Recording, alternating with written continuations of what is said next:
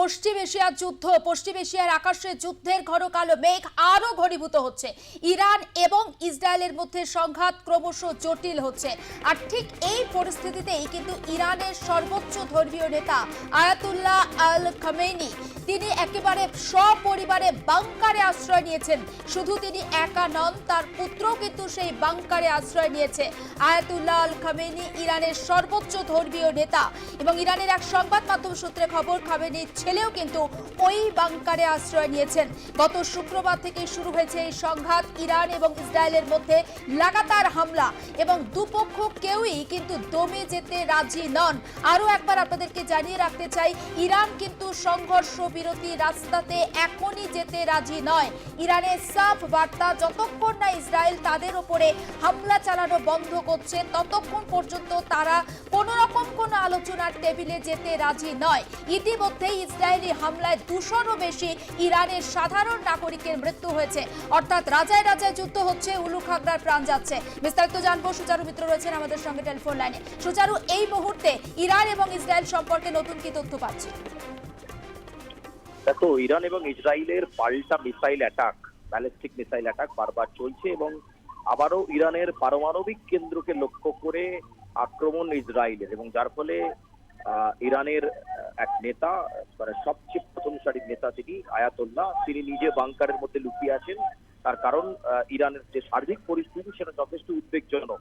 এই মুহূর্তে গোটা দেশে কারফিউ জারি করা হয়েছে এবং একই সঙ্গে ইসরায়েলের দিক থেকে আবার লাগাতার দক্ষিণ পূর্ব প্রান্ত থেকে আক্রমণ আসছে এবং আবারও ইরানের যে পারমাণবিক কেন্দ্র, প্রায় 4 থেকে 5টি পারমাণবিক কেন্দ্রের মধ্যে গতবার আমরা দেখেছিলাম যে ইউরেনিয়াম সেন্টারে আক্রমণ হয়েছিল, এবারও ইরানের আরেকটি পারমাণবিক কেন্দ্রে আক্রমণ করার চেষ্টা করা হয় এবং তার আশেপাশের যে এলাকা, সেই এলাকা যথেষ্ট ক্ষতিগ্রস্ত হয়েছে এবং এখনো পর্যন্ত এই সংঘর্ষ থেকে বিরতির কোনো ইঙ্গিত নেই। আমরা আগেই জানি যে মার্কিন যুক্তরাষ্ট্র তারা মধ্যস্থতা করার চেষ্টা করেছিল, কিন্তু এক্ষেত্রে ইরান এই পরিস্থিতিতে কোনো বৈঠকে বসতে চায় না, তারা জানিয়ে দিয়েছে। এবং এই পরিস্থিতিতে তাদের সবচেয়ে বড় নেতা আয়াতুল্লাহ, ইরানের সবচেয়ে বড় লিডার, তিনি এই মুহূর্তে তার গোটা পরিবার নিয়ে বাংকারের মধ্যে ঢুকে গিয়েছেন বলে আমরা জানতে পারছি। এবং ব্যালিস্টিক মিসাইলের হামলা পাল্টা হামলায় উত্তপ্ত ইসরায়েল এবং একই সঙ্গে ইরান, এবং ইসরায়েলের লাগাত হানা চলছে, পাল্টা ইরানও প্রত্যুত্তরে জবাব দিচ্ছে। এরকম একটা পরিস্থিতির মধ্য দিয়ে চলছে দুই দেশ। যে কোনো মুহূর্তে সরাসরি কনভেনশনাল ওয়ার, তার দিকে এগিয়ে যাওয়ার একটা বড় ইঙ্গিত এই মুহূর্তে রয়েছে বলে আমরা জানতে পারছি। বেশ, নজর থাক সুচারু, আপাতত ধন্যবাদ। এবং সেই খবরের দিকে আমরা নজর রেখেছি, ইরান এবং ইসরায়েলের মধ্যে লাগাতার হামলা এবং সেই হামলাতে কিন্তু সাধারণ মানুষের মৃত্যুর খবর পাওয়া যাচ্ছে, পাশাপাশি ক্ষয়ক্ষতির পরিমাণ কিন্তু প্রচুর। ইরান এবং ইসরায়েলের সংঘাতে আরও উত্তপ্ত হচ্ছে পশ্চিম এশিয়া। ইসরায়েলের অপারেশন রাইজিং লায়নের পাল্টা হিসাবে অপারেশন ট্রু প্রমিস 3 শুরু করেছে ইরান এবং গতকাল রাত থেকে, অর্থাৎ রবিবার রাত থেকে দুপক্ষের লড়াই আরও তীব্র থেকে তীব্রতর হয়েছে। এদিকে সকালবেলা, অর্থাৎ আজকে সকালে কিন্তু ইরানে ভূমিকম্প অনুভূত হয়েছে। পারমাণবিক বিদ্যুৎ কেন্দ্রের কাছেই কম্পন অনুভূত হয়েছে, ফলে সাধারণ মানুষজনের মধ্যে একটা আতঙ্কের পরিবেশ সৃষ্টি হয়েছে। গত সপ্তাহেও আমরা দেখেছিলাম ইরানের জায়গায় জায়গায় ভূমিকম্প অনুভূত হয়েছিল এবং ইরানের কোম শহরে নতুন করে আজকে সকালে কম্পন অনুভূত হয়। ভূমিকম্পেও মাঝারি মাত্রার কম্পন ছিল এবং ফোর্ডো পারমাণবিক বিদ্যুৎ কেন্দ্রের কাছে এই কম্পন অনুভূত হয়। ইরানের আগে পাকিস্তানেও কিন্তু কম্পনের যে তীব্রতা সেটাও লক্ষ্য করা গিয়েছিল এবং সেই কম্পনও কিন্তু মাঝারি মাত্রা ছিল। স্বাভাবিকভাবে এই ভূমিকম্পের ফলে একটা নতুন করে আতঙ্কের পরিবেশ তৈরি হয়েছে। আরও একবার আপনাদেরকে জানিয়ে রাখতে চাই যে ইসরায়েলের হানায় কিন্তু রীতিমতো বাংকারে আশ্রয় নিয়েছেন ইরানের সর্বোচ্চ ধর্মীয় নেতা আয়াতুল্লাহ আল খামেনি। তিনি সপরিবারে বাংকারে লুকিয়ে রয়েছেন এবং আজকে যেমনটা জানতে পাচ্ছি, ইরানের ফোর্দো পারমাণবিক ঘাঁটিতে বিকট শব্দ শোনা গিয়েছে। এই মুহূর্তে প্রাক্তন সেনাকর্তা কর্নেল দীপ্তাংশু চৌধুরী আমাদের সঙ্গে টেলিফোন লাইনে রয়েছেন। মিস্টার চৌধুরী, ইসরায়েলি আক্রমণে রীতিমতো ভয় পেয়ে গিয়েছেন ইরানের সর্বোচ্চ ধর্মীয় নেতা আয়াতুল্লাহ আল খামেনি, তিনি সপরিবারে বাংকারে লুকিয়ে রয়েছেন। দেখুন, এই খবর যে আমরা নিশ্চিতভাবে পাচ্ছি, আমরাও পেয়েছি, তবে এর পুষ্টিকরণের কতটা সত্যতা কেউ জানে না। এই যখন আমাদের ভারতবর্ষ অপারেশন সিন্দুর হয়েছিল, এরকম অনেক খবর ছড়িয়ে দেওয়া হয় যখন দুটো রাষ্ট্রের মধ্যে লড়াই হয়। এটাকে ফগ অফ ওয়ার বলে। এর পেছনে কোনটা সত্য কোনটা মিথ্যে এটা জানা খুব দুষ্কর। এক, দ্বিতীয়ত দেখুন, নিশ্চিতভাবে যারা হেড অফ দ্য স্টেট, যেমন এখানে বলছে খামেনি, তিনি যদি বাংকারও থাকেন এটা কোনো অস্বাভাবিক কথা নয়। এবং আমরা ইতিমধ্যে দেখেছি ইসরায়েল তার ক্ষেপণাস্ত্র দ্বারা অথবা প্রিসিশন অ্যাটাক দ্বারা 6 থেকে 7 জন নিউক্লিয়ার সায়েন্টিস্ট এবং আইআরজির যে শীর্ষ লিডারশিপ আছে ওদের আর্মির, তাদের 3 জনকে ইতিমধ্যে তারা মেরে ফেলেছে। তো যারা হেড অফ দ্য স্টেট, যারা এই পুরো যুদ্ধটাকে পরিচালনা করছে, তারা নিশ্চিতভাবে নিজেদের বাঁচিয়ে রাখার জন্য বাংকারে থাকতেই পারে, এটা কোনো অস্বাভাবিক কথা নয়। এবং ইসরায়েল, আমরা ইতিমধ্যে জেনেছি যে খবরটা বেরোচ্ছে, তার পুষ্টিকরণ নেই যে 3টে থেকে 4টে ব্লাস্ট, যেটা আপনিও বললেন সকাল থেকে হয়েছে এবং ভোর রাত্রি থেকে হচ্ছে। তবে ইরানকে কোনোভাবে প্যালেস্টাইনিয়ান ভাবার দরকার নেই, কোনোভাবেই দরকার নেই ইসরায়েলের।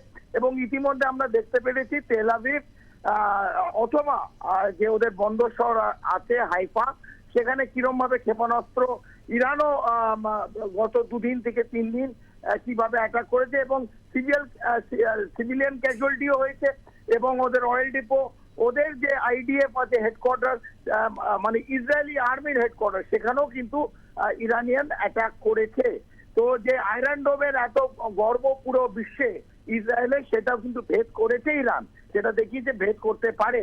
তাই আমার মনে হয় শান্তির দিকে এগিয়ে যাওয়া উচিত। ইসরায়েল ইরান এই যে একটা যুদ্ধের চলছে যে পশ্চিম এশিয়ায়, এটা একটা গ্লোবাল কনফ্লিক্টের দিকে এগিয়ে যাচ্ছে। আমার মনে হয় ইতিমধ্যে এটাকে শেষ করা উচিত এবং মার্কিন যুক্তরাষ্ট্র, প্রেসিডেন্ট ট্রাম্প ইনভলভ হয়ে এই লড়াইটা কোনো দিক দিয়ে একদিক দিয়ে শেষ করতে হবে। কারণ এইটা পুরো বিশ্বের যে রিসেশন, বিশেষ করে তেল, এবং এখনো ইরান তার স্ট্রেট অফ হরমুজ অথবা পার্সিয়ান গালফে, যেখানে পুরো পৃথিবীর 24% তেল সরবরাহ হয় এই বিভিন্ন মিডল ইস্ট কান্ট্রি থেকে, এটা যদি বন্ধ করে দেয়, সেটা ভারতবর্ষ হোক, চীন হোক, দক্ষিণ পূর্ব এশিয়া হোক অথবা অন্য কোনো রাষ্ট্র, আমেরিকা হোক, এইটা কিন্তু সবার উপর এই প্রভাবটা পড়বে।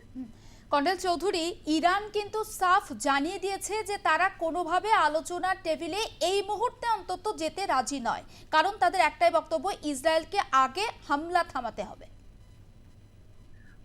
ইসরায়েল হামলা থামাবে কি না থামাবে, একটা রাষ্ট্র যুদ্ধ শুরু করতে পারে, কিন্তু পরিস্থিতি যুদ্ধ বন্ধ করা হয়, সেটা কে কি, ইরান কি বললো, ইসরায়েল কি বললো, কারণ এই দুটো রাষ্ট্রের একে অপরকে বিগত 4 দিন ক্ষেপণাস্ত্র, যত রকম ব্যালিস্টিক মিসাইল আছে, এটা প্রথম আর একটা জিনিস আপনার সবাইকে জানতে হবে যে ইরান এবং ইসরায়েলের কোনো কমন বর্ডার নেই, এই দুটো দেশের দূরত্ব আছে।